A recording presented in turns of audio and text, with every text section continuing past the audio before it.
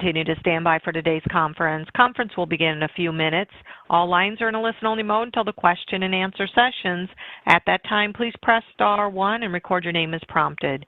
Again, thank you for your patience. Please continue to stand by for today's conference.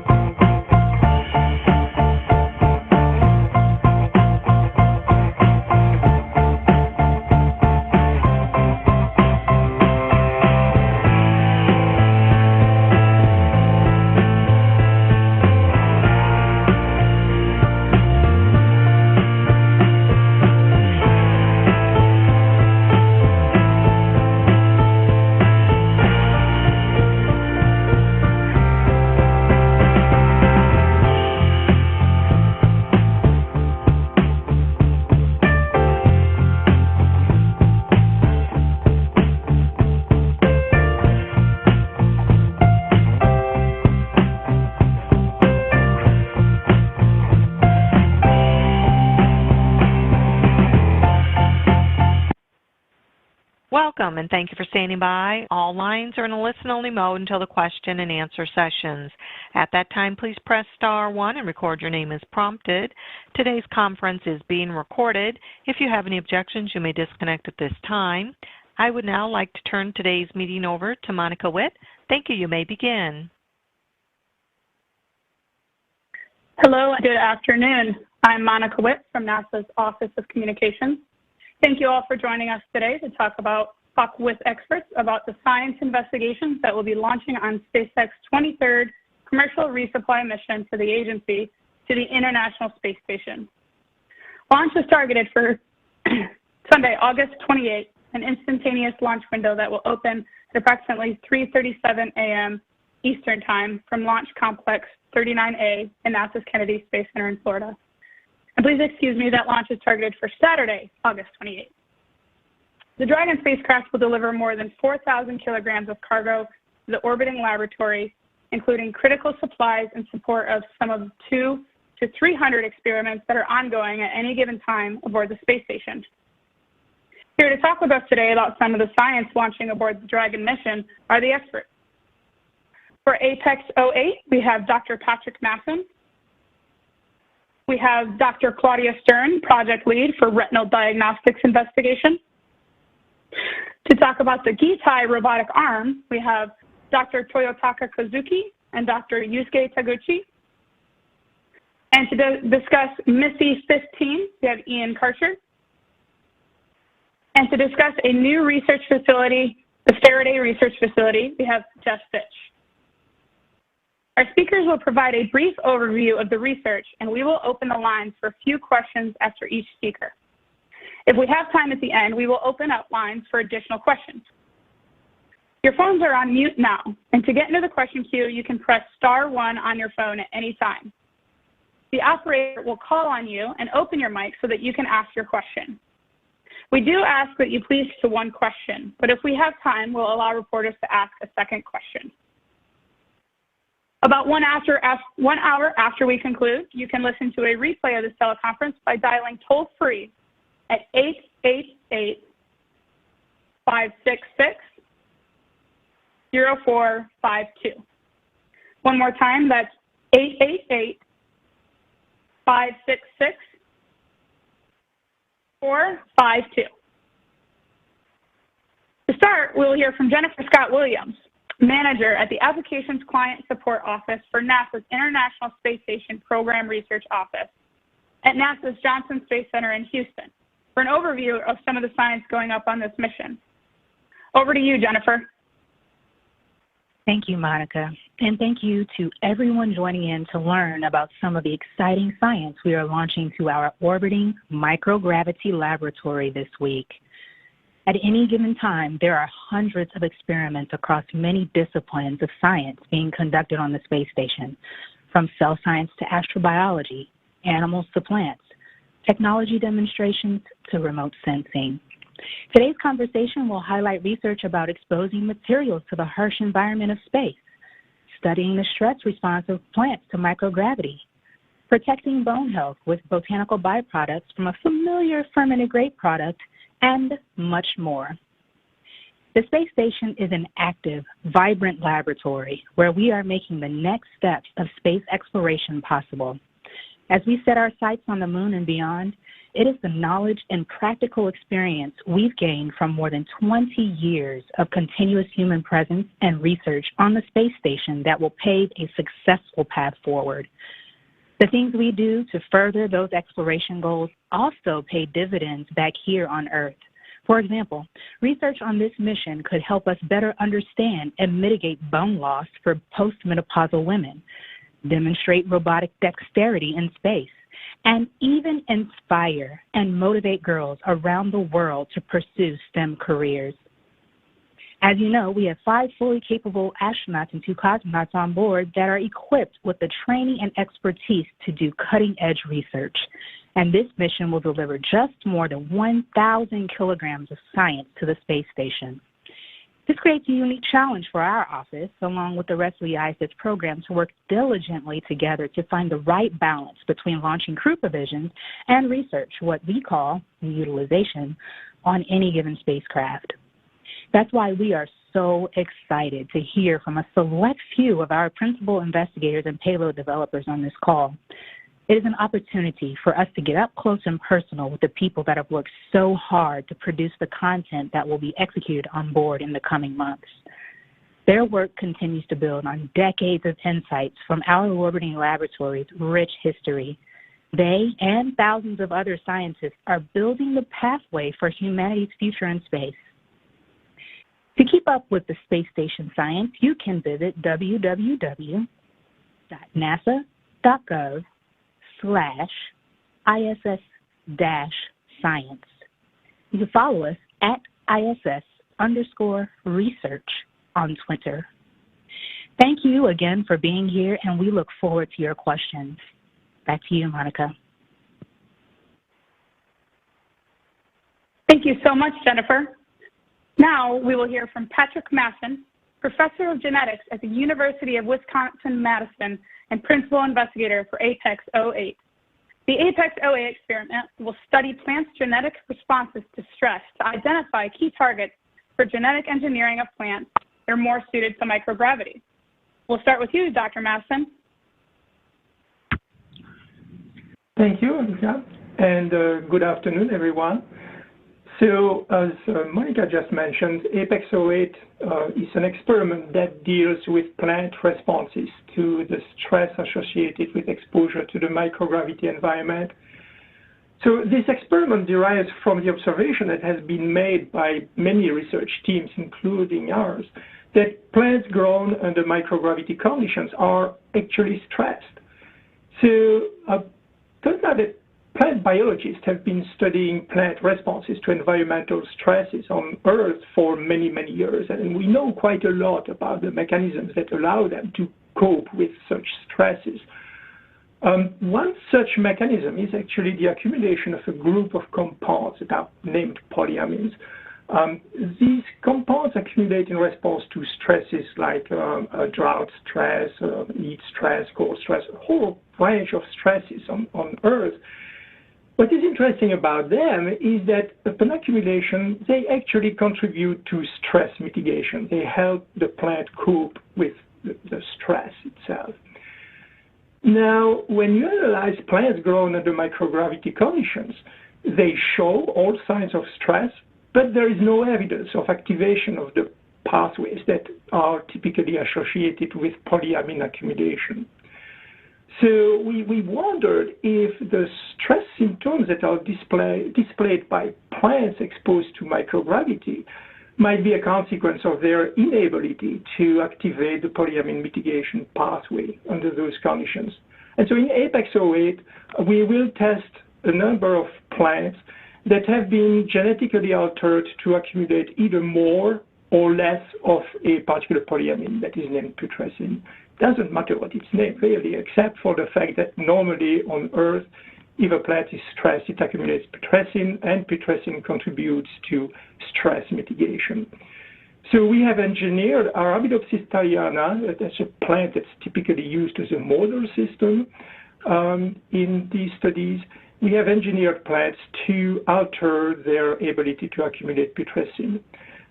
we will germinate seeds from those various lines on agar-based media in Petri dishes on the ground. They will be transported to the International Space Station, where the plates will be photographed and then placed in a veggie growth chamber, where the seeds will be allowed to germinate and grow for a period of 9 days. And at the end of this growth period, the plates will be photographed again, then the seedlings will be harvested, fixed, and then returned to the ground, where then return to our lab, where we will extract RNA and analyze the expression of the genes. A ground control that imitates the growth conditions carried out on ISS will also be run at Kennedy Space Center. At the end of the experiment, we'll be able to use the photographs that were taken both on ISS and in the ground control to quantify growth. We will also be able to determine the changes in expression patterns that are found for those various lines in response to the microgravity environment. From these data, we should be able to determine if some of the alterations in the polyamine pathway actually lead to changes in the ability of the plant to cope with the stress environment associated with microgravity. In terms of broader impact, this project may provide a foundation for more sophisticated approaches down the road to engineer plants that may be better adapted to growth under microgravity, with potential applications as key components of bioregenerative life support systems. Importantly, I'd like to add this brief talk by emphasizing that the project is carried out by Dr. Xiang Su, who is an assistant scientist in the lab, and it's done in collaboration with the Kennedy Space Center payload development team. They have done a tremendous amount of work, really, to optimize this experiment in such a way that it can be carried out now on ISS. And they are currently in the process of preparing for this flight, and that's why they could not join us today. So thank you, and I'll be happy to answer any questions. Monica? Okay, if reporters would like to ask a question about Apex 08, please go ahead and press *1 on your phone. The operator will announce you and open and close your mic for you to ask your question. Please stick to one question, and if we have time, we'll allow for the follow-up.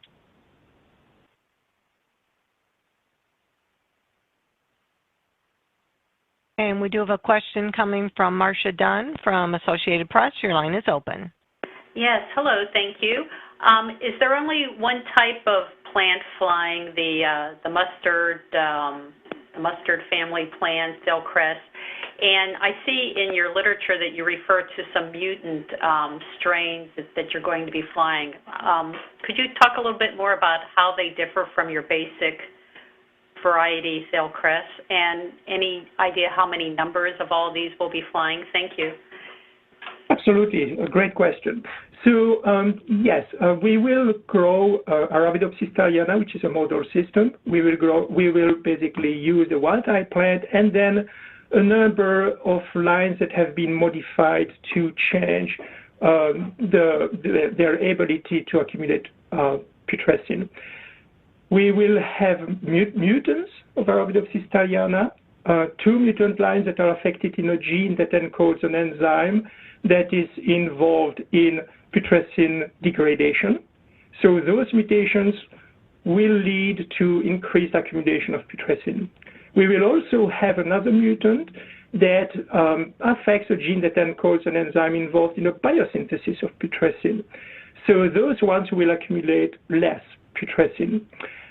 Finally, we will have 2 other lines that have been genetically engineered to overexpress the same 2 genes. So one of the lines overexpresses the gene that encodes the enzyme involved in biosynthesis, and therefore it will accumulate more putrescine.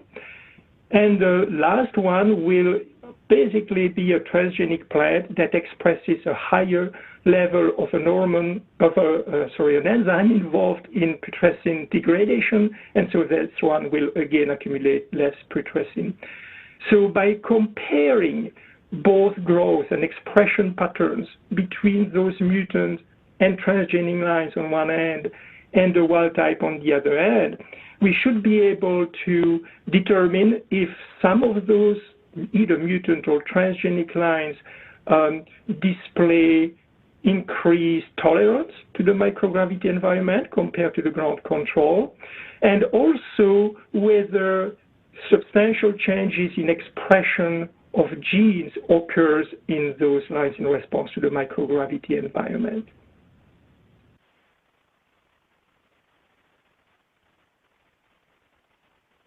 Thank you, Dr. Matson. Thank you. I actually have a question of my own. I'm curious if this work could have potential impact on plant stress responses on Earth. Absolutely.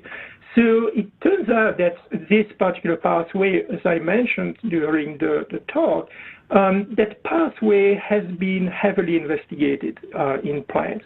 And some of the transgenic lines that we are using in Apex 08 turn out to be transgenic lines that have been tested for their ability to improve plant tolerance to stress. For instance, an Arabidopsis plant that overexpresses the arginine decarboxylase gene, which is the gene that encodes an enzyme involved in putrescine biosynthesis. Plants that overexpress that particular gene have been shown to be more tolerant to drought stress and actually also heat stress and another group of environmental stresses on Earth. So it is possible by engineering plants to either overexpress or decrease expression of some of those targeted genes that we can modulate their ability to respond to environmental stresses. Now remember, we are talking about environmental stresses that matter a lot in an environment with climate change. We're talking about drought response, for instance, response to osmoticum. So all of those types of stresses are being more and more frequent in terms of their action on plants. And so if it is possible to gain information to engineer plants that are quite well adapted to those stresses, that's a win-win situation both on Earth and for plants grown in space. Monica? Thank you. And next up is Dr. Claudia Stern, project lead for the Retinal Diagnostics Investigation. Dr. Stern is an ophthalmologist, flight surgeon, and head of the Department of Clinical Aerospace Medicine for the Institute of Aerospace Medicine at the German Aerospace Center in Cologne, Germany. The study is a collaborative effort between the German Aerospace Center and the European Astronaut Center to demonstrate a small device for examining eye changes during spaceflight. Dr. Stern? Thank you, Monica. Did you know that over 2/3 of astronauts on long-duration space missions experience abnormal eye changes? How will we ensure that astronauts receive medical monitoring of their eyes on long-duration missions? In my department, the Clinical Aerospace Medicine, we examine, select, and certify the European astronauts. So we have seen changes in the eyes in astronauts. Together with Scott Ritter and Jürgen Drescher and other engineers and scientists of the European Astronaut Center, we developed this experiment for the Cosmic KISS mission aboard ISS Increment 66. And with funding from DLR Technology Marketing, this was possible. This International Space Station technology demonstration experiment addresses medical support challenges with astronaut eye monitoring. The background of this experiment is that eye changes occur in nearly 2/3 of astronauts on long-duration missions.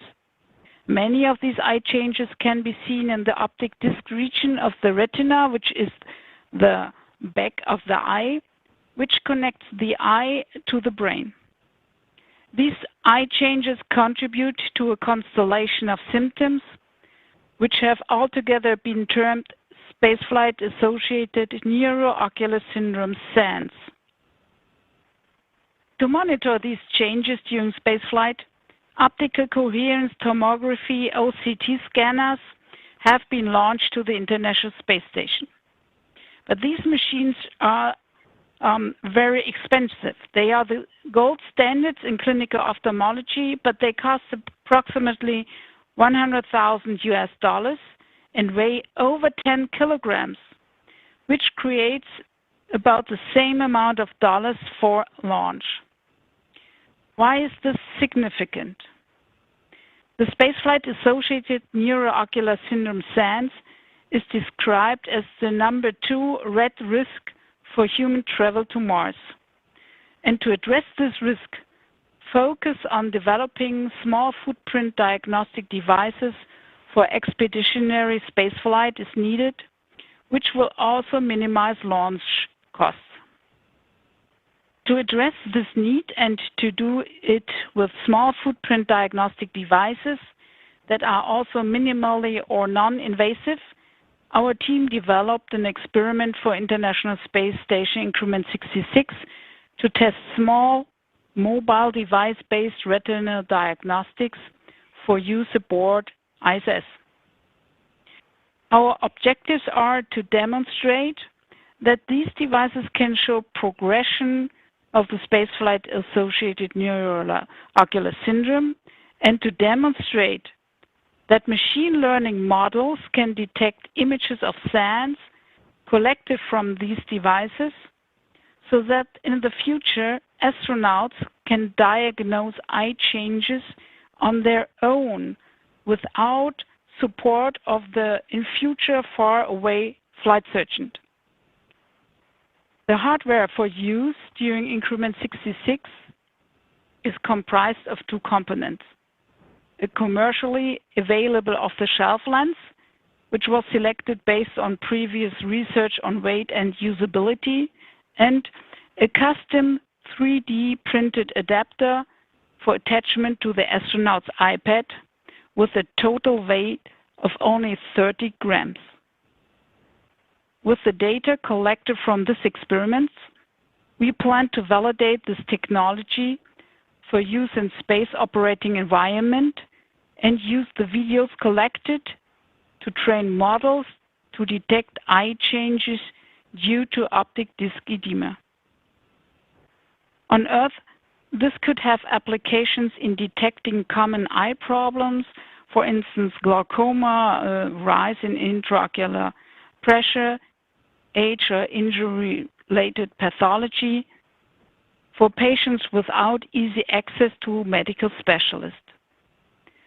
An example use case could be in remote regions, as this application would provide tools that can be widely used at a reduced cost to support developing economies. In space, models to detect SANS could be useful to determine the need for countermeasures. This would enable continued eye health in astronauts on long-duration missions beyond low Earth orbit as we venture forward to the Moon and to Mars. Thank you, and back to Monica. Thank you. We will now take questions for Dr. Stern. We also have Dr. Jürgen Drescher and Dr. Scott Ritter, Principal Investigators for Retinal Diagnostics, and Owen Toohey, who is the European Astronaut Center, here to answer questions. Again, please press *1 to be entered into the queue each time.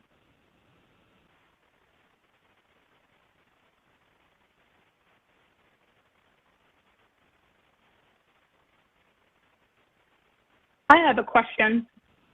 I was wondering if you could elaborate a little bit on the value and the importance of monitoring astronaut eyes during spaceflight. So far, we don't know the etiology of the eye changes. We don't know where it comes from. So it is important to monitor the eye changes in combination with the environmental changes to get some information and hints to do further research on the source of these eye changes. And in the middle and long future, we would like to apply countermeasures to reduce the eye changes, and therefore it's important to see what is going on with the eyes. And of course, we would like to have healthy eyes in the astronauts when they finally approach and land on Mars. Back to Monica. Great. Next, we will hear from Toyotaka Kozuki, Chief Technology Officer of Gitai Inc. and Principal Investigator of the Gitai Robotic Arm Tech Demo, and Dr. Yusuke Taguchi, Director of Business Development of Gitai Inc. They will discuss the technology demonstration of a robotic arm designed to conduct common crew activities directed by teleoperations from Earth. Over to you, Toyotaka. Thank you for the introduction. Hello, everyone. First of all, thank you, NASA, for giving us the opportunity. We're really excited to have our Gitai robot going to space. Gitai is a space robotics startup that aims to provide safe and affordable means of labor in space. The Gitai S1 robot arm is a technology demonstration to prove the versatility, dexterity, and safety of our robots in microgravity. Let me introduce our robot and what we are trying to do in space. The robot has 8 degrees of freedom, or 8 joints, with a hand camera for autonomous operation and 2 high-resolution cameras at the root for teleoperations. The demonstration will consist of 2 experiments. In the first experiment, the S1 robot will show its capability of executing an example of in-space assembly tasks. With restriction to launch mass and size, there are high expectations for the utilization of advanced robotics to assemble large structures from pieces that fit in the limited launch capacity. The robot will handle small parts and put them together to construct a large assembly, and then attach panels to it imitating a solar panel or antennas. Most of the robot operations will be conducted autonomously, while the operator on ground is monitoring or making some decisions in case any unexpected errors occur. The next experiment is for intravehicular activity, or IVA activities, that the crew do daily on the ISS, like flipping switches, turning knobs, pulling in and out cables, etc. We'll be conducting this experiment with both autonomous operation and teleoperations, where an operator on Earth will have full control of the robot through a remote controller and a head-mount display. By 2023, we're also planning to conduct our next technology demonstration, this time exposed to the environment in space, to perform docking and life extension operations for on-orbit servicing. The ultimate goal of Gitai is to provide in-space robotics as a service. We will provide a much more affordable and safe means of work in space and lower the costs of doing something in space down to 100 times or less. We believe that with an affordable option to getting things done in space, it will open up doors to the true commercialization of space. 10 years from now, we foresee our robots working on the moon, doing exploration, mining, building the first human habitations, and this tech demo will be the first big step. With some cool videos showing how we've succeeded in conducting these experiments in the mock setup, so please visit our website. Thank you. Back to Monica. We will now take questions about the Gitai robotic arm. Again, please press *1 to be entered into the queue.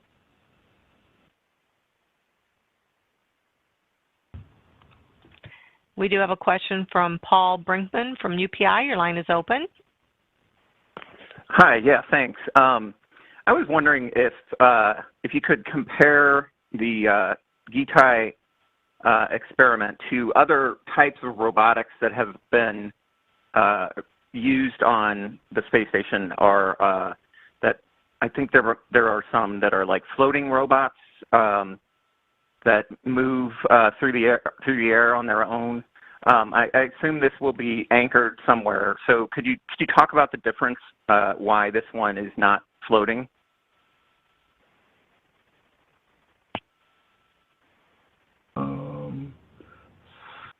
So GITAI has been focusing a robot that can do types of dexterous tasks, and to have a robot do some accurate actions or dexterous manipulations, the position of the robot is very important. So we have designed the mission with a robot attached to the wall inside the ISS. Thank you. Thank you. Our next question comes from Marcia Dunn from Associated Press. Your line is open. Yes, hi. Thank you. Is this robot? I'm assuming you're just taking up one arm, and is it life size? Would it be comparable to the size of a man's arm, for instance, or is it bigger? And has this robot been tested?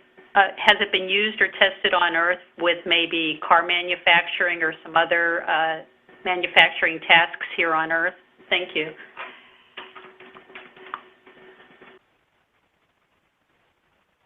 Thank you for the question. The robotic arm that we are sending is about 20 kilograms, and the size is about the same as human arm. We have been developing this robotic arm only for space applications. Thank you.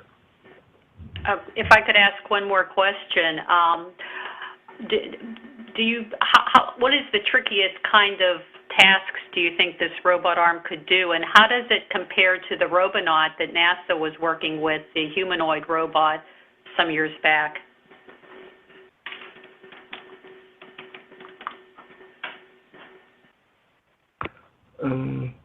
Thank you. So the experiment that we are doing is, one of the experiments we are conducting is in-space assembly, where we assemble small parts together and like tighten the screws. And it's a combination of various motions. And I think that's pretty tricky enough, even for human to do for the first time. And compared to, for example, a Robonaut, let me see. We've been focusing on developing a robot with dexterous task capability, but we've been trying to build the robot as simple and practical as possible for providing robotics as a service in the close future. So we've really focused on developing the robot to be simple and robust, and so that it can really last long. Thank you. And if I may add to that, Robonaut was, from our understanding, was more like a research experiment. So the purpose of Robonaut was to challenge new capabilities using autonomy. But in our case, we're focused more on having a robot being able to complete specialized tasks, not everything in this case. So we're focused more on being able to complete the tasks that we designed the robot to do, but not be capable of doing everything that someone would ask a robot to do. Back to you, Monica. Thank you. And now we will go to Ian Karcher, project engineer for MISSY 15, an experiment that will expose materials such as concrete, thin film solar cells, and more to harsh environment of space to test their performance and their durability. Ian, go ahead. Thank you, and good afternoon, everyone. I am the MISSI project engineer with Aegis Aerospace, which is a brand new merger between Alpha Space and MEI Technologies. Our MISSI platform is a commercial external facility on the ISS that strives to make it as easy as possible for our customers to demonstrate new technologies.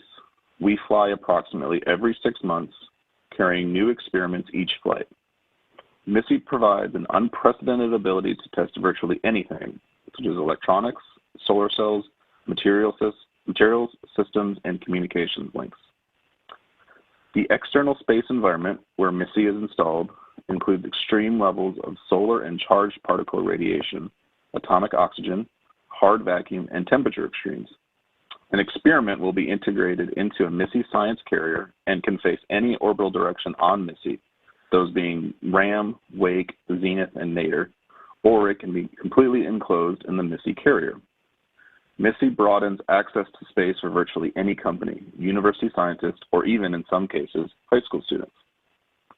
Our current flight, MISSI 15, will be flying on SpaceX 23 and will consist of experiments from multiple principal investigators that will test how their experiment will react to direct exposure to space, like lunar concrete, deployable structures, protective coatings for future spacecraft, wearable radiation protection, hyperspectral imaging equipment, solar cell assembly validation, and durability of 3D printed nanocomposites.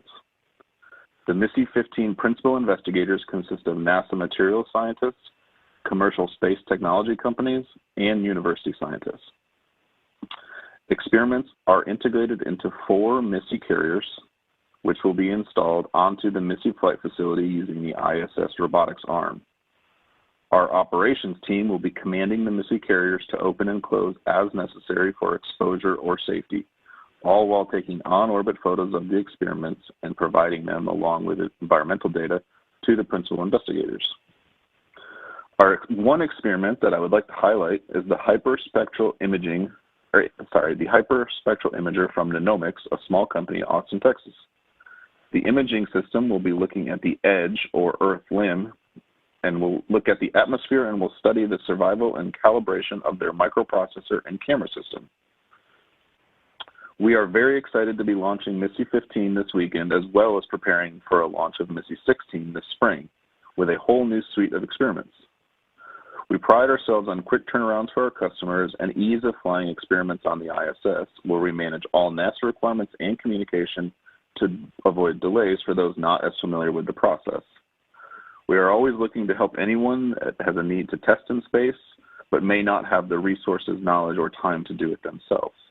Thank you. Back to you, Monica. We will now take questions for Ian about the MISSI 15 series of experiments. Again, please press *1 to enter into the queue.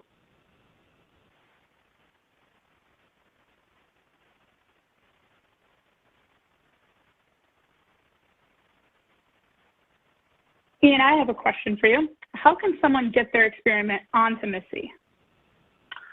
So typically, CASIS, or the ISS National Labs, is where most of our NASA scientists will set up their experiments and funding through there.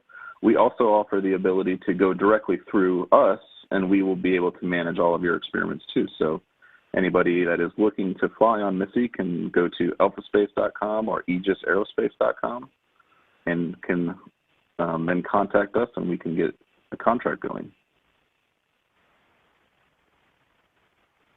Thank you, Ian. Next, we'll hear from Jeff Fitch, Mission Manager for the Faraday Research Facility, a new tool for conducting small experiments in microgravity. During this first mission, the facility will host a study testing remote drug delivery, as well as some experiments designed by Girl Scouts. Jeff? Good afternoon, everyone. Yes, this is our maiden voyage of the Faraday Research Facility. It's designed to be a laboratory, if you will, of 12 enclosures that can meet science needs of anyone who has a need. Much like Ian just commented, we're looking to expand who can join and who can be part of space science. To that, we have three objectives on this mission. One is with the Houston Methodist Research Institute to fully develop and perfect a drug delivery device. This drug delivery device would help help scientists perform research on board space station, as well as could have future ramifications to human beings in delivery of their drugs. We're doing this in partnership with Dr. Alessandro Gattoni and Dr. Nicola Detrani. Our second one is a STEM outreach effort. It's a collaboration with the Girl Scouts of Citrus Council, Making Space for Girls, and the Second Baptist School of Houston, Texas. So the goal of this is to have a year-long enrichment in space and science for use. We started this partnership, especially with the Girl Scouts, last October, when they offered a competition to their youths. To that, we had 680 responses for ideas as to what they would like to fly to space. In this, we've down-selected it to ants, plants, and sea monkey / brine shrimp. The facility is unique in that what we're trying to accomplish is to get the science into the kids' hands. So the kids will be able to load the ants, the plants, and the sea monkeys into their kits, if you will, have them in their house, in their school, and study the changes that occurred day to day. While on orbit, we will be taking photographs day to day, and they will be able to compare and contrast the photographs. We noticed at Proxops, our company, that many individual high schools have been able to fly to space station and do science. Very few have seemingly reached the general populace and scaled that idea out amongst multiple schools, and we're going to try and allow this outreach to all the schools that we can find. And then finally, we want to finalize our checkout of the Faraday Research Facility as it's a maiden voyage and make sure that we're prepared to do any and all the science that could be proposed for us. Monica, that's what I have. Great. We will now take questions for Jeff about the Faraday Research Facility. Please press *1 to get in the queue.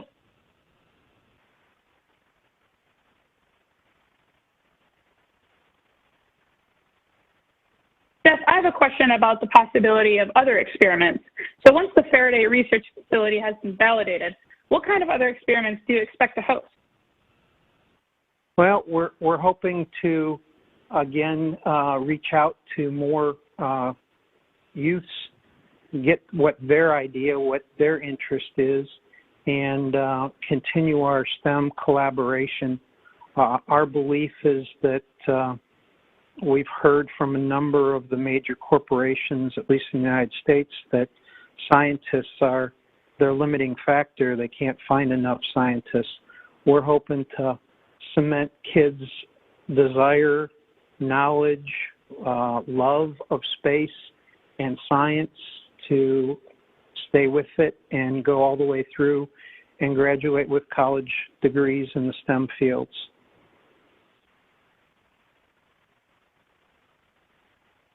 Thank you for that question, Monica.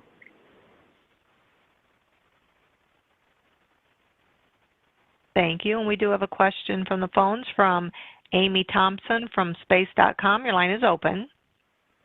Hi, thank you for taking my question. I was wondering if this hardware is something that's going to stay on station or if it's going to come back down at a later date. Thanks. Thank you, Amy, for the question. This particular mission will be a short, it will stay with SpaceX 23. It will arrive and then depart with it.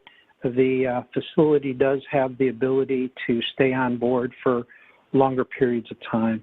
Thank you for your question.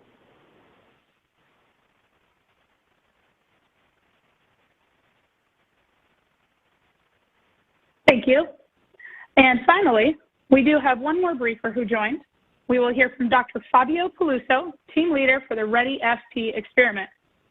This investigation studies how biocollagen and bioactive metabolites sourced from waste products in wine production could have potential protective effects on bone tissue during spaceflight. Take it away, Dr. Peluso.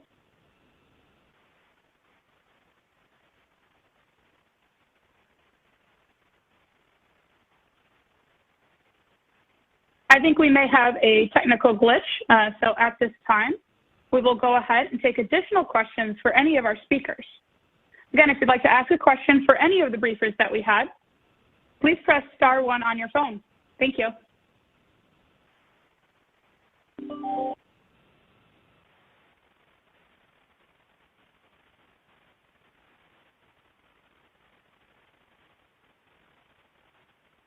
Okay, I'm not seeing any additional questions, so that does conclude our questions for today.